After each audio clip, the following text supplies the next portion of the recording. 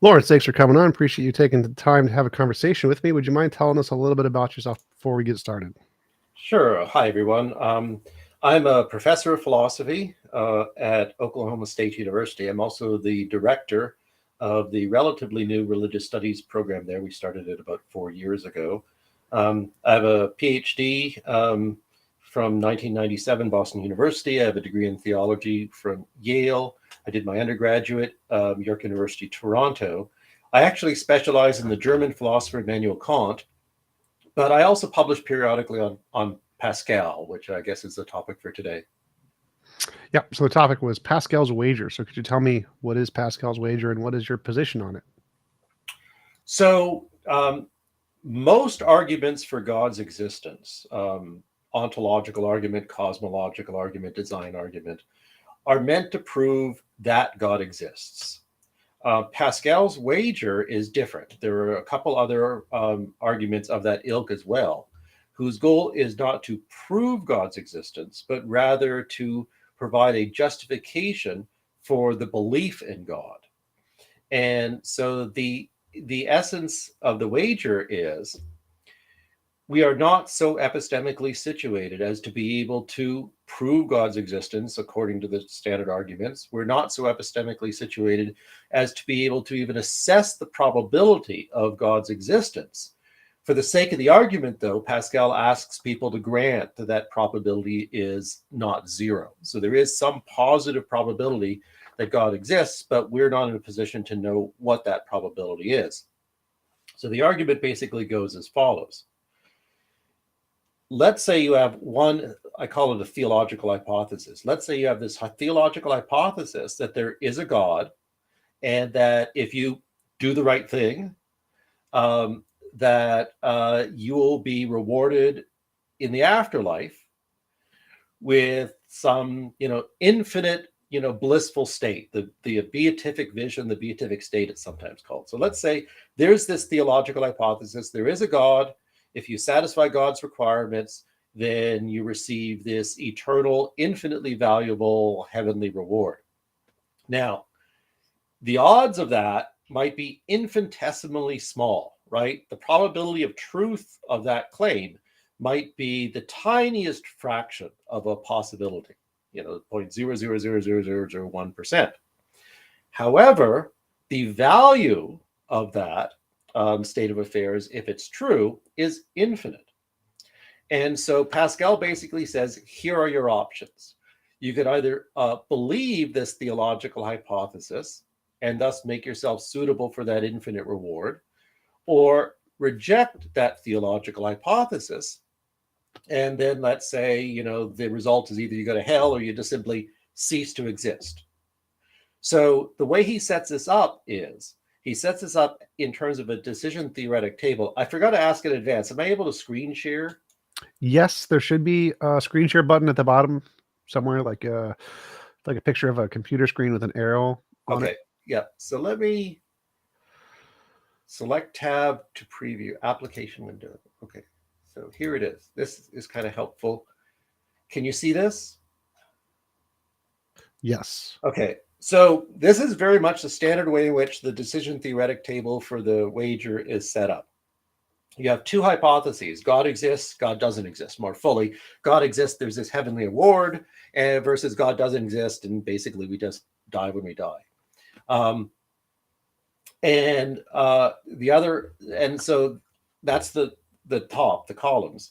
And then the rows are, here are your two options. You can either choose that God exists, or you don't choose that God exists. You choose that God doesn't exist.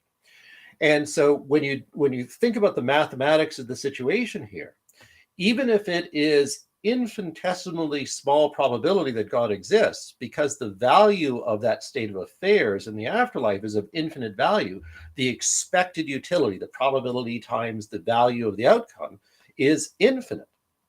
By contrast, if you choose that God doesn't exist, and God doesn't exist, what do you end up with, right? Basically, you're just going to end up with an ordinary life. It'll be a little different if you're a theist or an atheist, but some finite value. If you choose that God doesn't exist and God does exist, let's just assume you cease to exist when you die. You don't go to heaven, you don't go to hell, you just simply pop out of existence. So the only value basically is the finite value of your current life.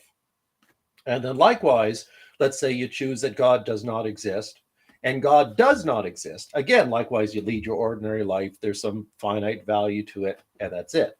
So when you look at this decision theoretic table, the optimal utility is basically to choose God's existence, because it's the only scenario whereby you have the chance of that infinite value. If you choose that God doesn't exist, you end up with some finite situation.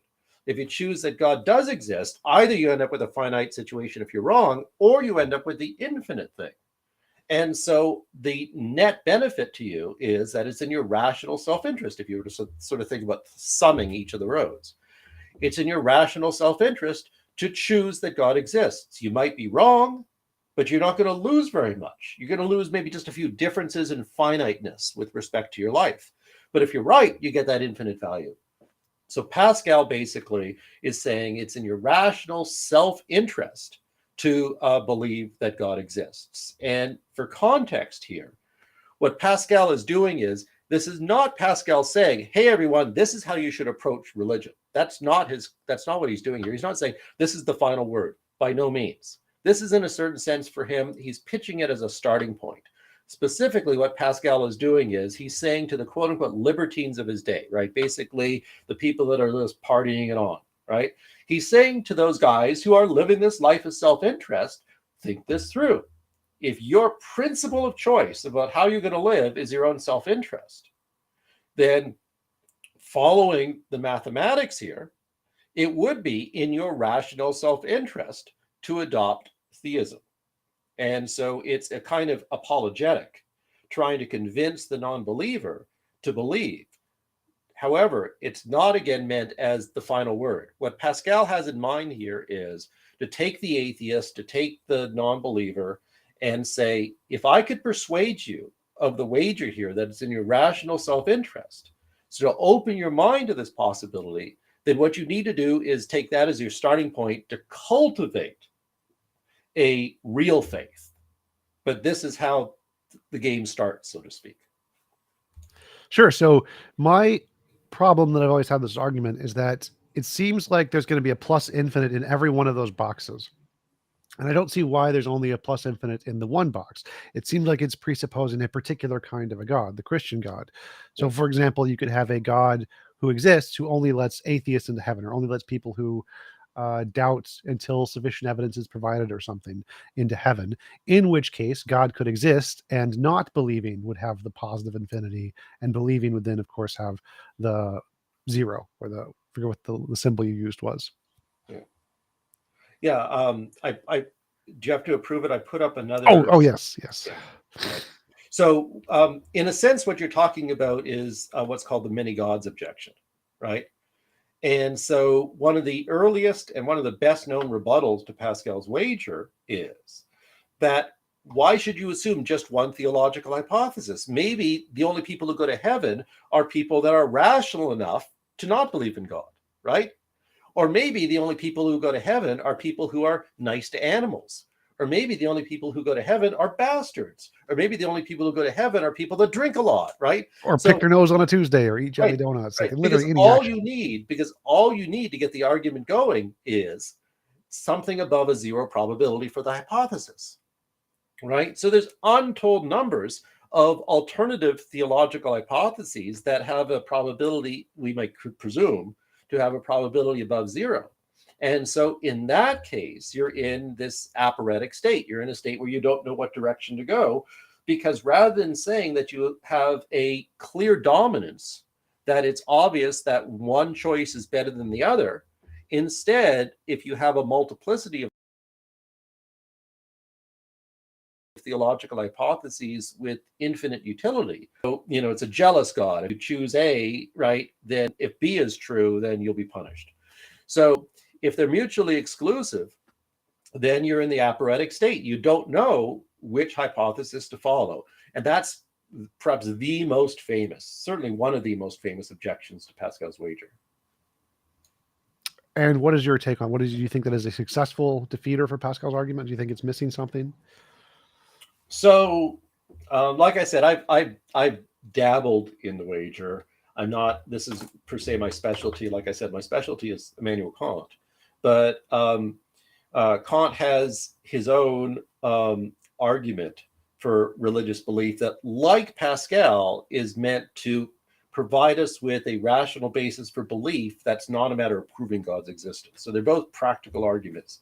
And so that kind of is thinking about Kant on that led me also to think about Pascal on that. And so I think the many gods objection is an absolutely serious problem. Now, here are a few ways around it, at least partial ways. One paper that I wrote, a little over 10 years ago now, and if I can mention it, I have a collection on Pascal's wager that I co-edited with Cambridge University Press, and I have a paper on this topic in there too. But basically, I provide a partial response to the many gods objection there. And the response is there are at least some theological hypotheses that could be eliminated from the decision table on purely formal grounds. So a lot of the time when people try to defend the wager against alternative theological hypotheses, they do things like say, well, only live hypotheses, ones that people are going to take seriously, like parts of like traditional religions, you're going to give up things like, the Chardonnay God and the sidewalk crack God and crazy things like that. But you have to have these live hypotheses. You have to have these hypotheses that reflect a real tradition. I don't like that because I think that it gives up on the kind of decision under ignorance. It kind of creates some epistemic preference that I think goes against the spirit of the wager. But I think that there's a few other ways to respond to the many gods objection, and they don't fully defeat them all, but it helps kind of give us a path to thinking about some solutions. And so one is maybe there are, so to speak, formal decision theoretic principles that would give us the basis for excluding certain theological hypotheses. So you're familiar with like Descartes', evil deceiver, right? Yep. Okay. So imagine that's the deity we're talking about, right? So imagine that there is some deity out there that can so affect the way my mind works that that deity can manipulate my thoughts in any way, including my ability to do arithmetic. All right. So imagine if that's the theological hypothesis that I'm considering. Now, if I say, should I take that as a serious hypothesis, something that maybe I will assent to, the problem is that deity is one that could so screw around with my mind that I will no longer think that I'm in that situation where I can even assess the rationality, right? The prudentiality, the expected utility, the mathematics of this decision. So I can't introduce that without undermining what I need to assume with respect to my own cognitive abilities to be able to even get started on analyzing a decision table.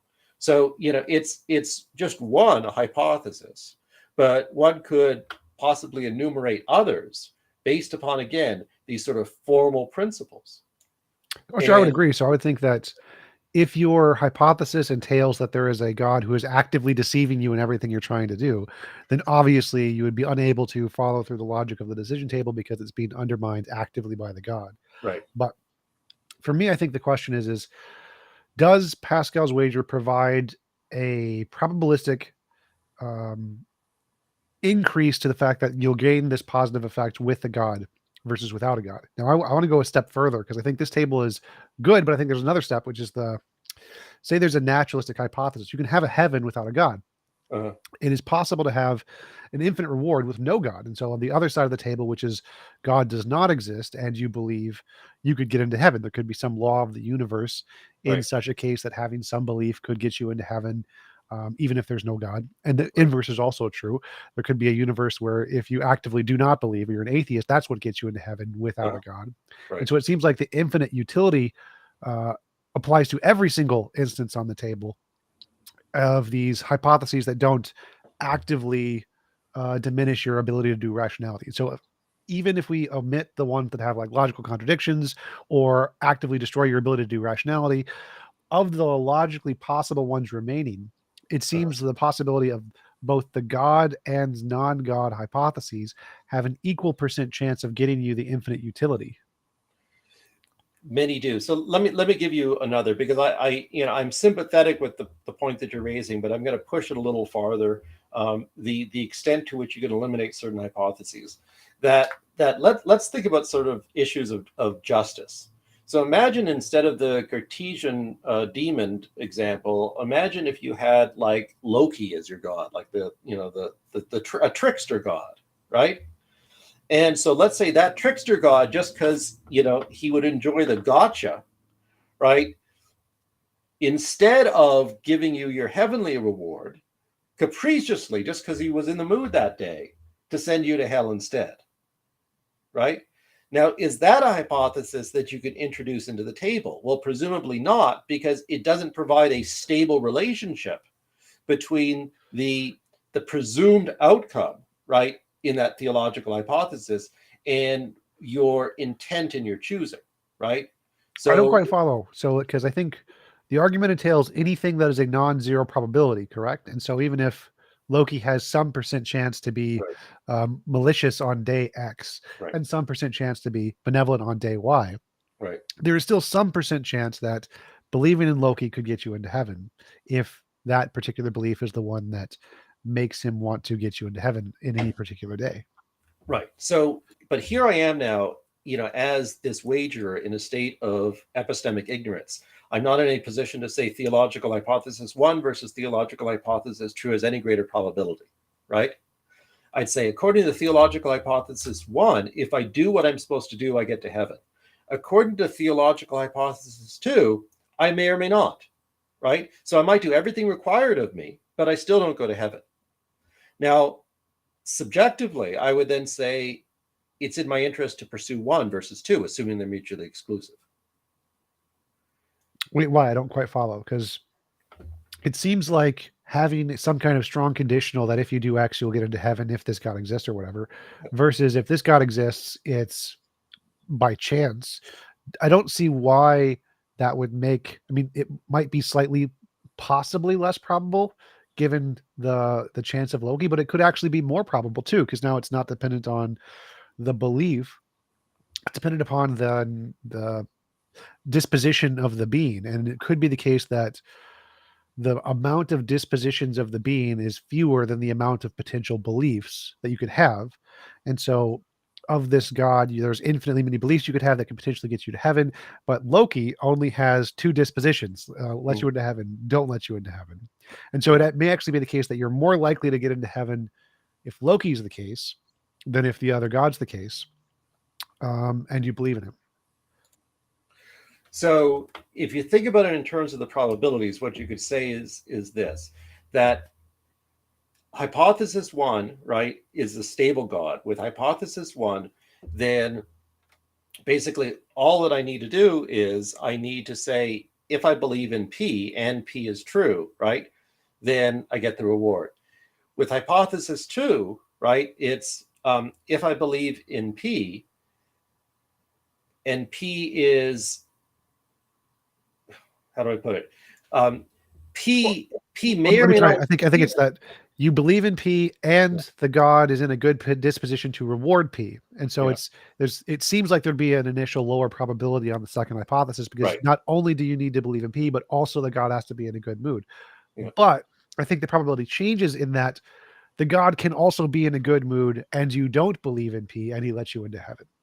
And so it seems like the probabilities would be the same here, in that the condition is the God's disposition isn't exclusively he has to be in a good disposition and you have to believe, because it could be the case that like obviously in that case it would be a lower probability where you have to believe and the God has to be in a good disposition, and But part of what both of happens, those must be true. right?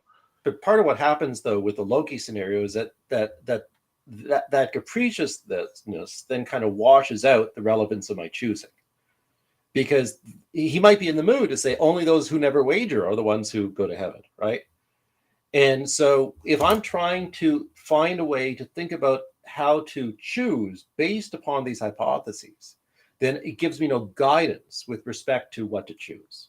And so it sort of fails the project, right, of the wager. That's the point I'm trying to make here. Sure. So I would agree that if there is such a God or such a universe, that the act of choosing can have a positive influence on the outcome, then you have a reason to choose. Right. Absolutely.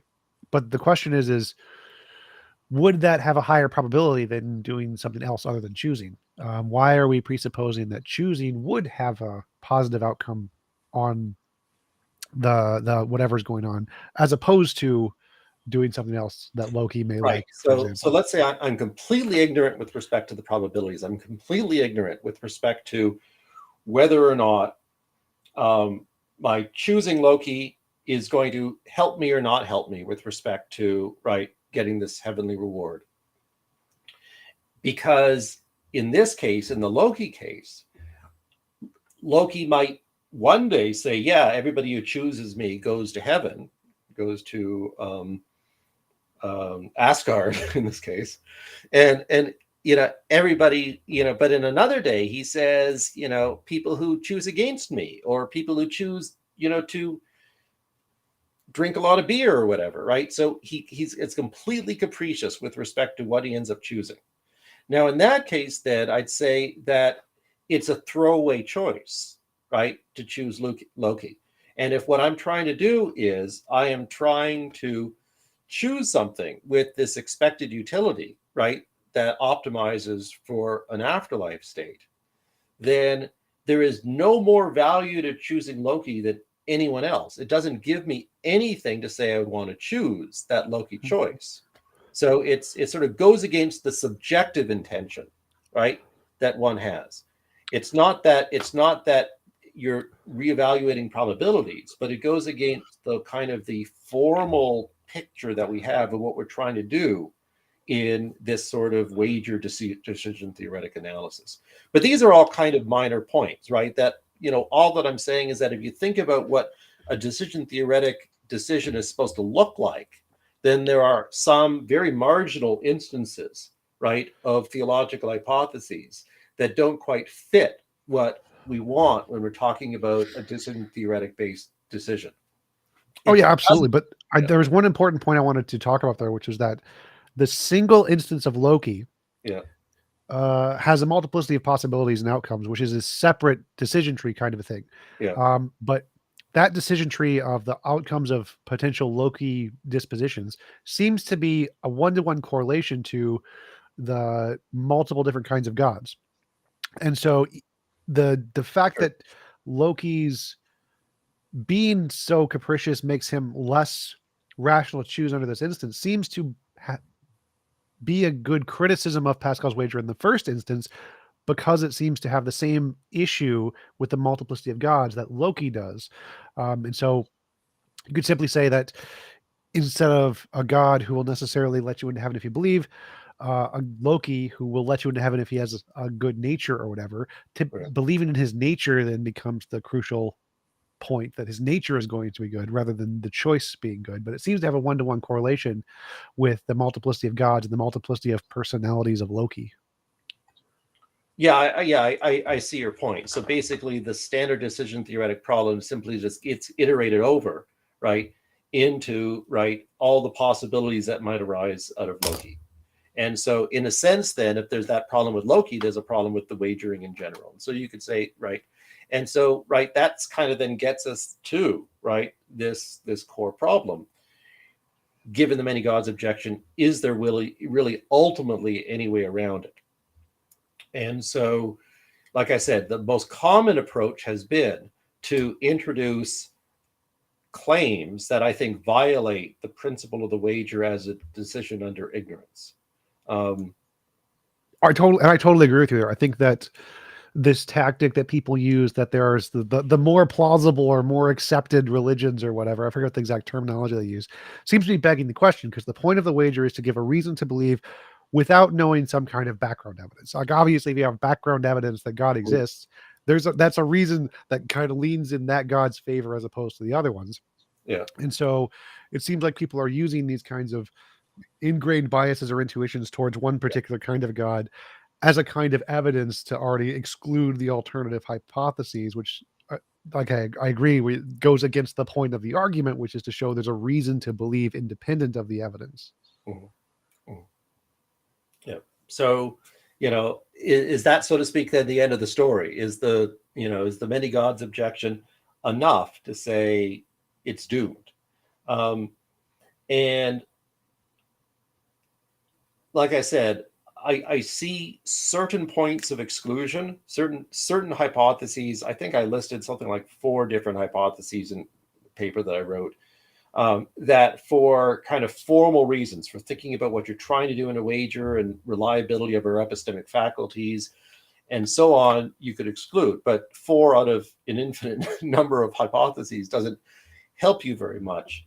So here's another option that alters the wager, but in some ways has at least a kind of family resemblance to it. In another paper of mine, I actually gave it at a Pascal conference about 6 weeks ago, that thought about the relationship between Kant's so-called moral argument and the wager. So just as a bit of background, Kant basically holds, at least during a so-called critical period, that we are not so epistemically situated as to be able to prove God's existence. So he argues that the ontological argument, the cosmological argument, design argument, all the traditional arguments for God fail. So Kant basically rejects all the arguments for God's existence of that traditional ilk. He also rejects Pascal's wager, because I think his main point in rejecting Pascal's wager is that he felt that it was dishonest, right? That you are lying to yourself in some way in trying to pretend that you believe something you don't when you follow the wager. But Kant has this alternative. And so the alternative that Kant gives us is, it's often referred to as the quote unquote moral argument. And the Kantian moral argument is that we ought to do everything we can to improve ourselves morally. So let's say that we grant that we ought to do everything we can to improve ourselves morally. And then let's say that we have these various hindrances to being moral, our pettiness, our self-interest, our short-sightedness, our ego, our insecurities, right? Our need to think that what we do matters, that it has an effect in the world. And so let's say there's lots of things that hinder our quote unquote moral resolve. Kant proposes this. He proposes that we would be less hindered in our moral resolve if we were theists. So he proposes that if we were to expect that there will be an ultimate justice, and what we need to do is to become quote unquote worthy of happiness, and then God provides for that happiness post-mortem. If we were to adopt that worldview, it would be to our moral betterment, because it would allow us to say things like, even though all the efforts that I put into making this world a better place have come to naught, all the bad people have swamped the good that I've done, or natural disasters or whatever have ruined it all, that if there is an ultimate justice, then happiness will be provided to those who are worthy of it. So what I then need to do is simply just focus on my moral worthiness. And likewise, if I were to say that, I'm constantly getting distracted or drawn out of matters of self-interest. It's like, I want to buy this for myself. I'm not going to give the money to charity. I have all these issues of personal interest that draw me away from doing the right thing. I'm trying to satisfy my happiness. Now, if I were to believe that happiness gets satisfied post-mortem by God, if I do the right thing, then I could, so to speak, set aside my immediate desires for happiness and play the long game, so to speak, such that God rewards me. Now, this is no proof. This is no argument in the sense that any of this is true. But he's saying that it may very well be to our betterment as human beings to adopt this worldview. And if it is morally incumbent upon us to have that worldview, because assuming it improves us morally, then we ought to, right, be theists. So I'll connect this to the wager in a minute, but I'll pause here because obviously there's points that could be objected to, and I can see in the comments here, right, the long con, you mean delude yourself, and so on. So, right, this is us, even though Kant is criticizing Pascal for being dishonest, right, it sure looks like Kant is doing the same thing, right, that Kant is basically saying you should lie to yourself. Now, here's Kant's way around this. So an integral part of Kant's mature thought, his so-called critical period, is that, again, to use the phrase I like to use, we are not so epistemically situated as to know whether or not God exists. To prove it, we're not so epistemically situated to know what the nature of ultimate reality is like either. So I guess I could take, or I can move it away like that, right, and right. get us both on So screen again. right, so we're not in a position to be able to know what ultimate reality is like. And so one way to think about this is that the epistemic principles that we use to evaluate the world as we experience it don't carry over into epistemic evaluation of like grand metaphysical claims and so on. So we're basically epistemically ignorant with respect to the nature of reality. The epistemic scruples that we use to guide us in the ordinary world just don't apply. And so it's not then that we then have to rebut or find a way to ameliorate, right, this belief relative to these scruples, because we're now standing outside of the domain of epistemic evaluation. And so that means that I don't have this dishonesty in the sense that I'm lying to myself in that I'm adopting something that I ought not adopt, but rather I'm free to choose it. There's nothing that goes against my choosing it. So that's the way Kant presents it. It's a free choice we have because there's nothing that says you're making a mistake. And so with that free choice, I'd say, well, I now have a moral reason to make that free choice. Now, does that mean we really believe it at that point? That's another question. But, we might say cultivate that belief. So my first question would be is that it seems Kant is assuming that there is a particular morality, and yes, for sure, that particular morality is benefited if you do this thing. But it could be the case that an alternative morality may exist, and following this particular solution may go against that morality. And if that one's correct, then this would have the opposite effect. And so I think my mini gods parody or stalking horse would be to say the many moralities in this case, where there's many possible ways morality could be, and of the possible ways morality could be, they may or may not agree with Kant's interpretation. So if the utility here is to benefit your moral nature of some kind, and moral nature is objective, the objectivity of the moral nature could be determined by some alternative moral system than what Kant is advocating for, thus leading to the same many gods type problem, but in this case is a many moralities problem. Right. Now, of course, Kant has arguments against that, right? And so, perhaps is one of his most famous works, probably the one that's, most read in college by undergraduates, The Groundwork for the Metaphysics of Morals.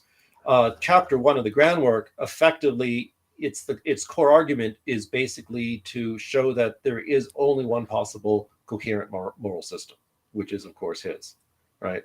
Yeah. And so, we need not rehearse that whole argument. Basically, though, that, the argument comes in sort of different forms in different texts, but that's sort of a classic text for it, where he effectively argues that the only possible moral system is the one that he's developing. All the rest can't hold up to what we understand by the concept of morality. And, arguably, it's also predicated upon certain assumptions about human psychology, right? But again, right, without getting into those, if I then connect this back to the wager, then you could say that there is a kind of analogy, right, between the moral argument and the wager, in that both of them are trying to say you have a rational basis for belief, not to say we're proving God's existence, but you have a rational basis for belief. The difference, though, is that in the wager, that rational basis is self-interest. In Kant, the rational basis is moral well-being. So Let's go back to, let me go back to that other table.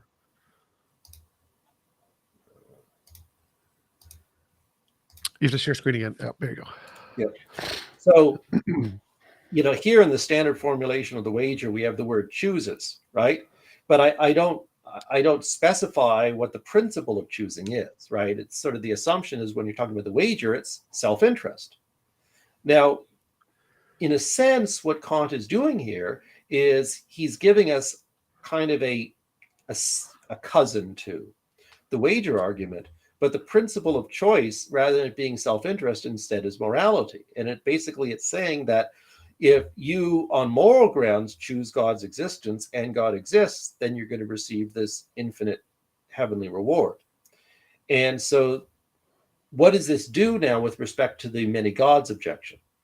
So if you kind of plant into the term choice, moral choice, it actually gives us a way of responding to the many gods objection that we didn't have with Pascal.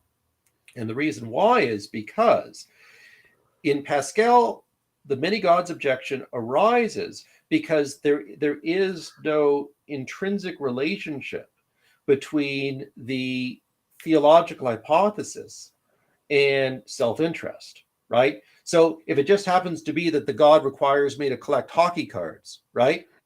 Then out of self-interest, I'm going to collect hockey cards. If the God requires me to fly in airplanes all the time, then I'm going to fly in airplanes all the time. But there's no necessary relationship between whatever it is that the God requires of me, right?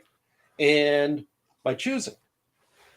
When we talk about a moralized version of the wager, there is then a relationship, right? And that relationship is, if I'm positing here now a God who is going to provide me with a positive afterlife if I become morally worthy of it, then the rationale for the adoption of that hypothesis is, right, to further myself as a moral agent. And so if I then say, should I, out of a moral interest, choose the hockey card God? Of course not, because that's not going to further my moral interest. Should I choose the Chardonnay God? Of course not, because that's not going to further my moral interest. The only hypothesis among these that would further my moral interest is a God that rewards me for the furthering of my moral interest. And so in a moralized version of the wager, when you take the term choice and you make it choice based on moral grounds, you then establish that intrinsic relationship between the principle of choosing and what the God rewards you for. That then eliminates the many gods problem. Of course, with the caveat that there is just one morality. But to me, it seems like it's that caveat of that there is one morality seems to be the same kind of a problem initially with Pascal's wager, because in Pascal's wager, it assumes there's one kind of a God who's going to give one kind of reward if you believe. And that is, of course, the point of the many gods, is to say that that's the, you can't assume that, because if assuming that just begs the question of the argument. And so it seems assuming Kant's morality also begs the question of the argument in the exact same way that assuming a particular kind of a God does in the original Pascal's wager. And what's that? There's a difference. The difference is that Pascal sets up the wager as a decision under ignorance. So we are not epistemically situated as to be able to evaluate, right, the merits of theological hypotheses, right? He simply just pitches basically the standard, roughly Christian idea of a God, right? And so we could say then, he then leaves himself open, right, to the many gods objection because of the epistemic situation that he uses to stage the wager. Now, so there's no argument being given that this is the right theology. In Kant, however, there is an argument given as to this being the right moral theory. We're not adopting the moral theory in a state of ignorance. Gotcha. Yeah, that makes sense. So, yeah, if you're arguing that there is some additional evidence to indicate this one particular hypothesis over the others, then that part makes sense. But that does seem to undermine the whole purpose of Pascal's wager, which is to give a reason without that. Because it seems like, as you mentioned earlier, that when people present the argument that there are some standard religions that they go with over others, it undermines the purpose of the argument, because it is again begging the question, or select special pleading for these in some case Yeah. over the others. And it seems like Kant is doing the same thing, and it invalidates the original point of the argument in the same kind of a way. Kind of, not quite though, because you'd say that, look, the special pleading argument for traditions, right, is to say that there is greater credibility, right, to a belief set that has had lots of followers, right? And so it's giving a kind of epistemic privilege based upon that. Now, Pascal's intent is to say we ought not epistemically privilege any hypothesis, right? We ought to simply just, be ignorant, right? With Kant, it's not that we are epistemically privileging, right, the God, but rather I'm saying that, look, if I'm trying to maximize my self-interest in the wager, here's the wager argument. If I'm trying to maximize my moral improvement, right, here's the moralized version of the wager. And so in the case of the wager, we're still talking about, like, if you go back to some of the examples that I gave, we have to say that there are certain formal, right, criteria that restrict the theological hypotheses: a totally capricious God, right, a God that deceives you, and so on. There are certain features that we're going to have to exclude, right? If the whole point is this is supposed to be for the sake of my own self-interest, that my own self-interest has to somehow carry over into it. So that's part of the wager implicitly. Now, if the moral interest, right, is part of the implicit part of the moral argument, then that moral interest carries over into a certain formal restriction as well. So I'm not giving a special pleading argument saying here's some independent reason, right, for adopting a theological hypothesis over another. I'm saying that it flows out of the interest that I have in choosing to begin with. Well, I would understand, like, we obviously, in the point of the argument is that we want to be moral. And so from that, we have to discover what morality is. And that's the stage where I see is the skip, is where Kant is then making these arguments for his particular morality. And I don't agree with the categorical imperative, not a big fan of that. And so I obviously think his is wrong. And so from the perspective of somebody else who has a different model of morality and disagrees, they could potentially use whatever arguments they have for morality as a substitute for Kant's, and then say that their morality is the one you should be pursuing. And in being in pursuant of that model would lead to an alternative Right. belief subset. So imagine you had, right, let me go to one of these other tables again. So imagine you had, with the many gods, imagine TH1 is Kantian deontology, and TH2 is consequentialist utilitarianism, right? Sure. Right. And so the deity, for one, rewards you based upon whether or not you have acted from duty, right? It's a matter of the nature of your principle of choosing. That's the basis for your reward. In TH2, the deity measures out the net increase in utility in the world by virtue of your actions, and then allots your happiness accordingly.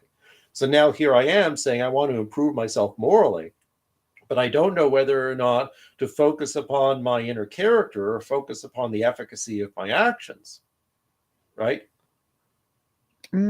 I would probably interpret TH2 to be something like, if you maximized the goodness that you could do, then you would get infinite reward or something, rather than saying that the amount of reward you get is proportional to the amount of utility that you maximize, because that would make it a limited number. That make it like a finite number. Yeah, To make it infinite. I didn't intend that. I guess if you heard that, that's not what I was meaning. So in the second case, for consequentialist God, say you maximized utility to the best of your extent, or above some positive number, you get infinite reward.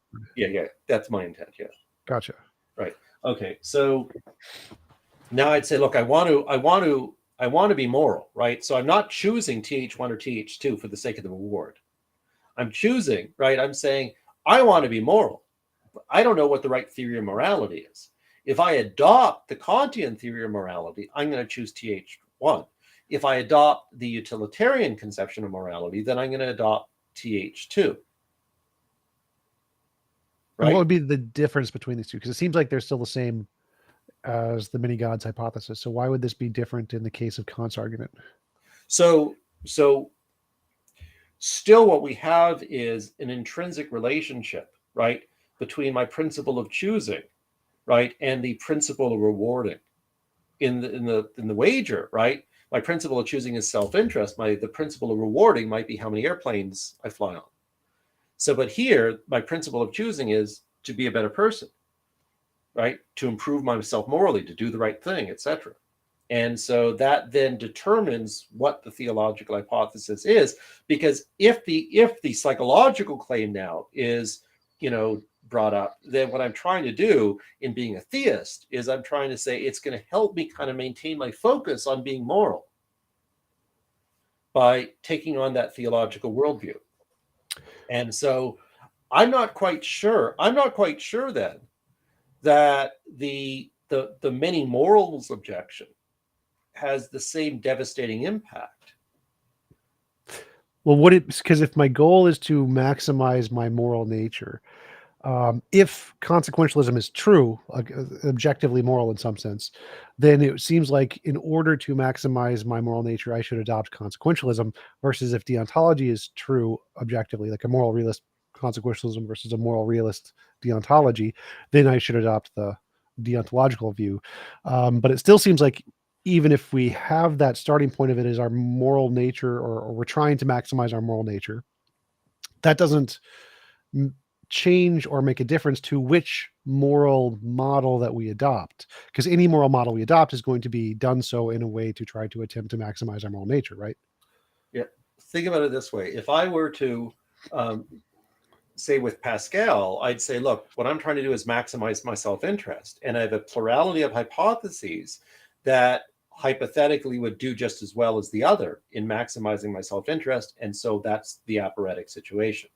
Now, when it comes to the moralized version of the wager, I have the antecedent question: what's the right theory of morality, right? And so once I adopt what I take to be the right theory of morality, that then defines the term choice, right? Because I'm choosing for the sake of that conception of morality. And then once I've defined choice, right, antecedently, right, to the matrix, once I've defined choice based upon what I think the correct theory of morality is, then that carries over to which theological hypothesis is the one that I would adopt. I'm no longer in that aporetic situation, because once I've defined and antecedently defined the choice issue, right? So there's an issue of how do I decide that? But once I've antecedently decided this being the right theory of morality, then that understanding of why I'm choosing determines what theological hypothesis I'm going to adopt, because it would be the deity that will be rewarding me for the kind of practices that would be commensurate with the principle of morality that I've decided is the right one. So I don't have the indeterminacy with respect to a multiplicity of columns. Well, wouldn't that mean the undeterminacy would be in the definition of choice? And so if you're trying to define choice, and the way you define choice is contingent on your model of morality, then it seems if you use a model of morality that has an alternative definition of choice, it would essentially just be the same problem, but instead of it being of morality, it would be of the definition of choice undeterminacy, or the many definitions of choice kind of a thing. Right, but there what we have is we're not then operating based upon this issue of ignorance. The issue of ignorance, right, that's playing a role in the wager is because we're not trying to probabilistically evaluate which theological hypothesis is true. In the moralized version, likewise, you're not trying to evaluate probabilistically which theological hypothesis is true either. But what you're doing is you're saying, I believe, right, that having a theistic worldview is going to be to my moral betterment. Now, when I cash that out, I then say, well, what theistic worldview in particular? It's the one that's reflective of my conception of morality. And so you're absolutely right that you have the antecedent issue, right, of what's the right conception of morality, and there's a plurality of conceptions of morality. But I'm not bound by the decision under ignorance restriction when it comes to the question, right, of what is the right morality. The restriction for the decision under ignorance instead simply carries with respect to the evaluation of the merits of theological hypotheses. So could I just do the same thing but remove the God and say, so I'm a moral realist, I'm an atheist, but also a moral realist like most philosophers. And so I say I want to maximize my moral nature, but I'm a moral naturalist, so I think that means accommodating something in the universe, some physical fact of the universe. And so I still want to uh, try to maximize my moral nature, but doing so, I would not adopt a God-based worldview at all. I'd adopt a naturalist worldview. So let me think about that. So I'd say then that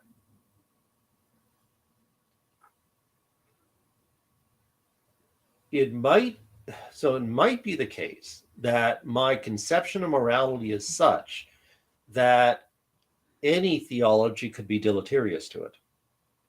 And so if I'm trying to do what I can with respect to my worldview to facilitate myself as a moral agent, then it may be incumbent upon me to reject all theological hypotheses if I see it as the case that it's to my moral betterment to subscribe to a worldview absent any deities. Yep. Yeah, that sounds right. So, like, yeah, where the moral betterment is a non-God worldview. So, yeah. Yeah. Yep. And so that would work as a counter to Kant's version. I wouldn't say it's exactly it depends on what you mean by counter, because As an argument for God. So if we were going to take this as an argument to believe in or to pursue God, and this would be pursuing a non-God worldview, the argument could work for equal weight for pursuing Kant's idea of a God-based morality as it would for this naturalist view of a non-God morality. but think about it sort of at a higher order of abstraction, right? What's going on here is it's saying it's incumbent upon me to adopt a worldview, right, that improves, right, my moral situation, right, my potential for moral improvement or whatever, right? So it's incumbent upon me to adopt a worldview so long as that adoption doesn't violate any epistemic standards, right? So insofar as I have any freedom with respect to it, the adoption of a worldview that's not constrained already by these epistemic standards, then I can make a free choice to adopt a worldview that facilitates, right, my moral situation. Now, if I understand my moral situation to be such that a naturalistic worldview, a non-theism is best for the sake of that morality, then it's the exact same argument that Kant is using, right? Yeah.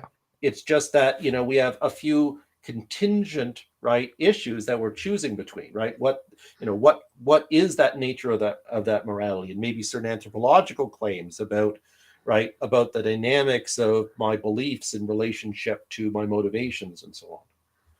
Oh, yeah, sure. So I'd say that then it essentially comes down to the extra evidence that's beyond the scope of the argument. Like, is there evidence of this model of morality being correct? And in that case, based on the argument, we should follow whatever that correct model of morality would indicate. Right. Yeah.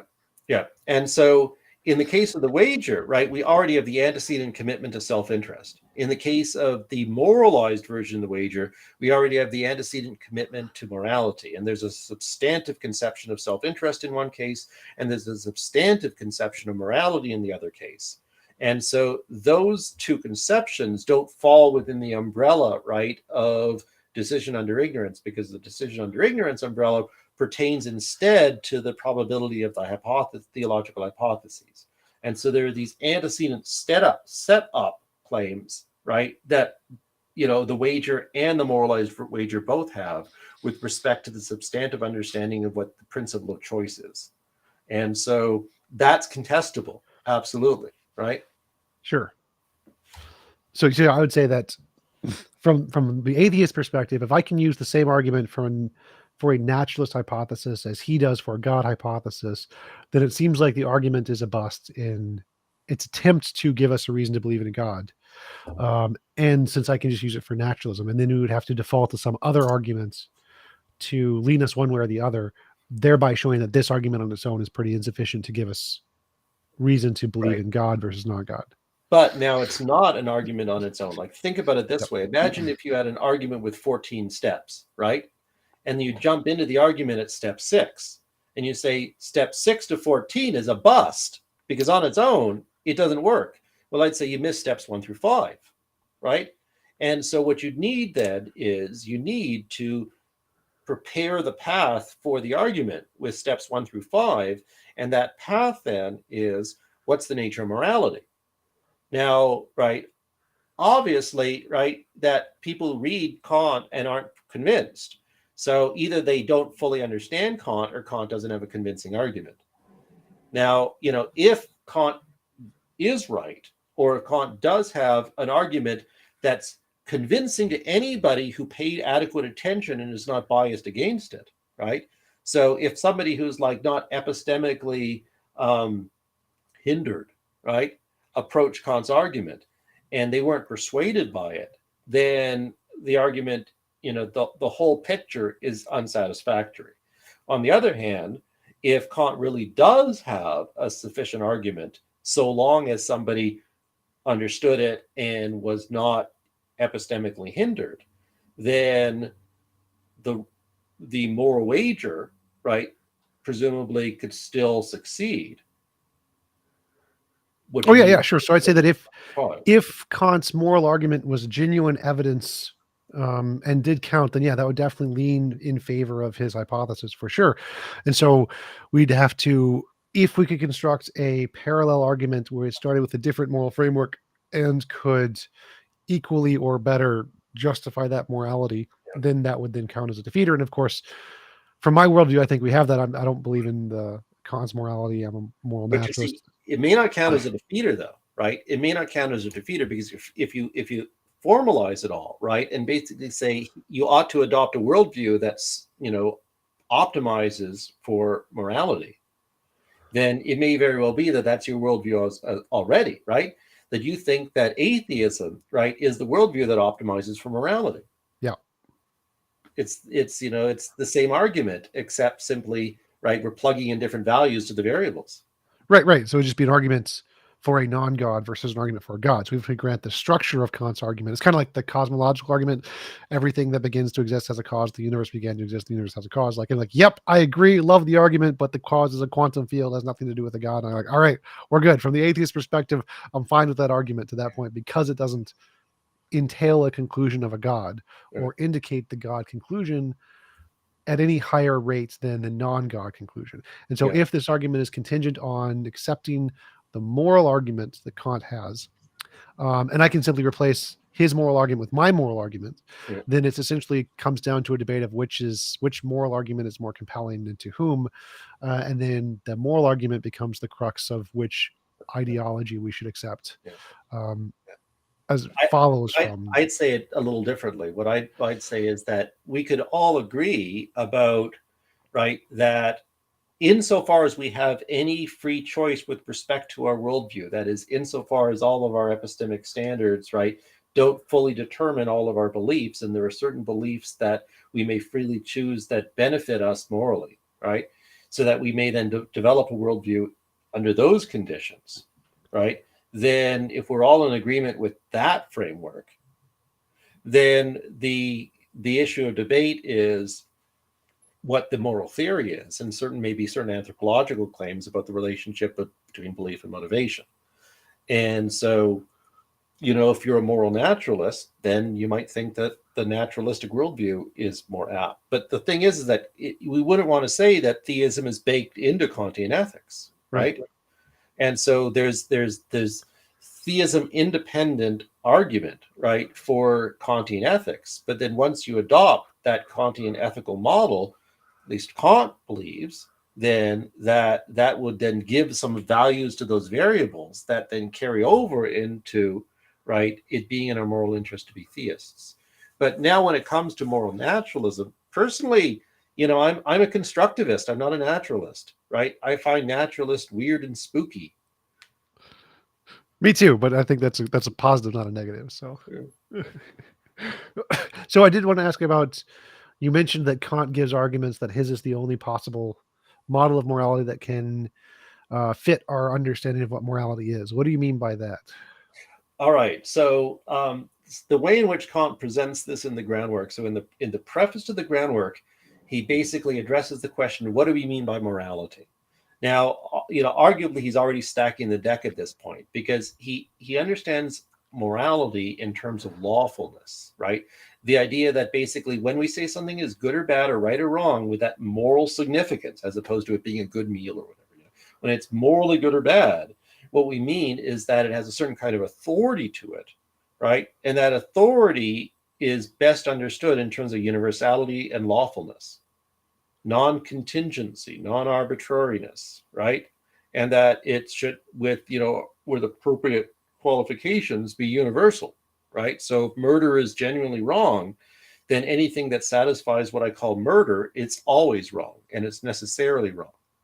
And so an understanding of morality then is one that has to reflect the ideas of universality and necessity. So now the question is, what substantive moral theory, what substantive theory of right conduct or rightness would satisfy the criteria of universality and necessity? And so if we say, for instance, it's what the Bible says, or we say it's what the government says, right? Or it's the consequences of our actions. In all respects, all these scenarios, all these models are contingent, right? What if it was a different government, right? What if the Bible was written differently, right? What if the effects of your actions were different than they were? So to say this is good or bad, right, based upon those criteria, doesn't satisfy what we mean by morality, whereby our judgments of morality are supposed to be universal and necessary. So Kant then says, every time you try to come up with what he calls material principle of morality, you're going to fail. Because one way or another, every material principle of morality ends up with some features of contingency or non-universality to it. So you have to eliminate every material principle of morality when trying to figure out what the ultimate nature of morality is. Does this leave us with nothing? Kant says no. What it leaves us with is nothing but the mere form of lawfulness itself as the principle of what morality is.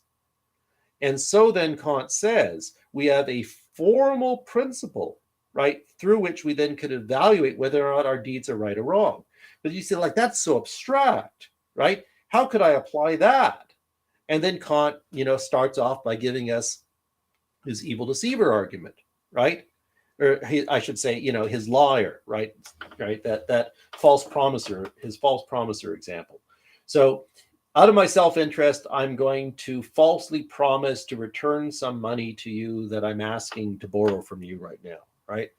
And so is that a maxim, a principle of volition, a rule for me to follow that is a right rule? Well, does it satisfy this formal idea of universality and necessity? So let's universalize it. Let's imagine a world in which everybody did that. If everybody, whenever it was in their self-interest, were to make a false promise about borrowing, right, we would be in a world where people wouldn't trust one another, where my utterances of requesting to borrow money would not be taken seriously, and so wouldn't result in my getting the money that I want.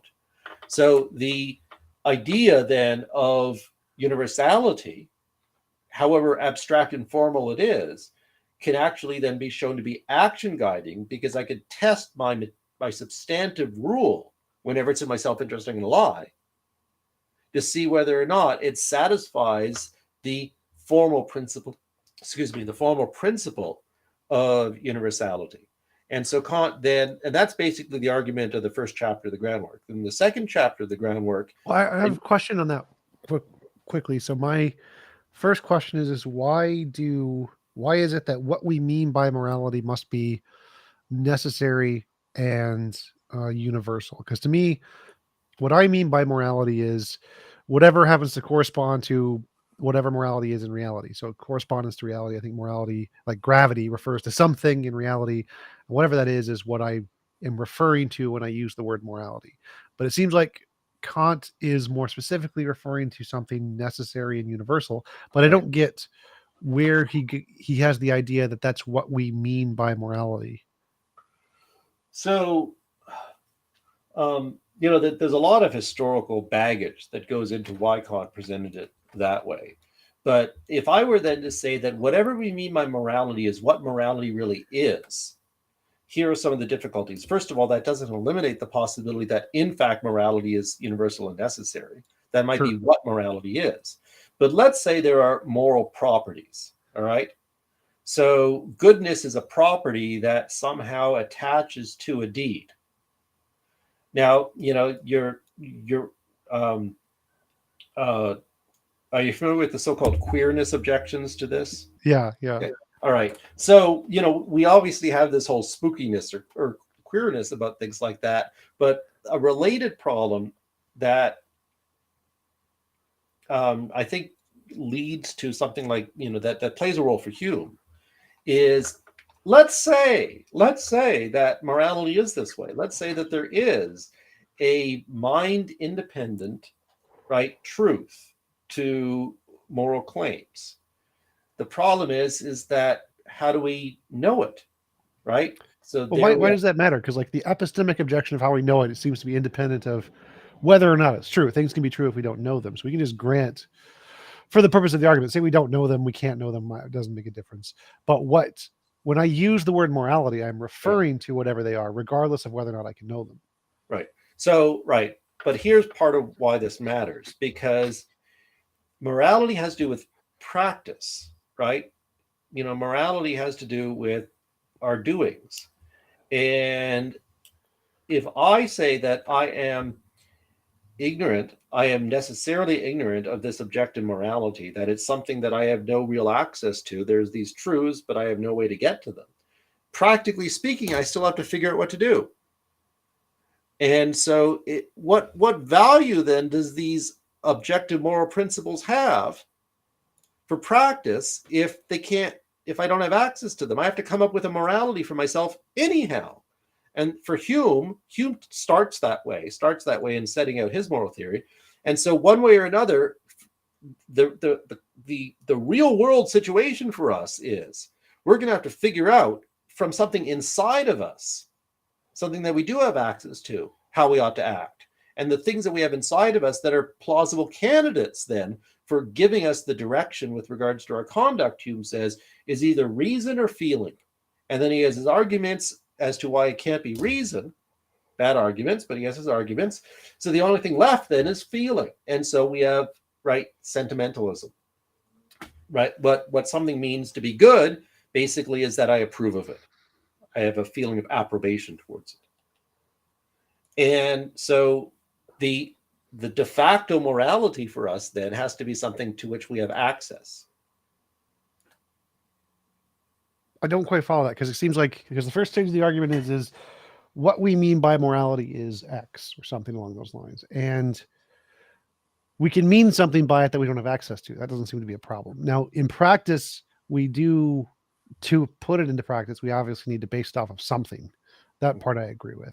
But there doesn't necessarily need to be a connection between our ability to base it off something and what we mean by the word. So we could mean something that's just completely offset. We have like a lucid dream on ecstasy Right. or something. And we build it off of that. So let me fill in that step, right? So I think I implied it, but maybe I wasn't clear. Morality has to do with practice, right? So if we think then that morality sets the rules for what we should and shouldn't do, then I'd say I want then to adjust. I want to govern my life by those rules. And so the presumption then is that I have something cognitively that I then could use to govern my life. Now, what do I want? What do I think I need to have cognitively to govern my life? that when I talk about culture and taste, those are contingent, psychological, historical, variable, and so on. But when I want to say to people over there, if they're murdering somebody, that it's still wrong, if the rules that everybody should abide by. So this is, maybe let's say an implied assumption, but what's being assumed here is that what morality is, in contrast to other types of rules of culture and so on, is that they are universal. That's what I'm looking for when I think about what I want to govern my action vis-a-vis right and wrong.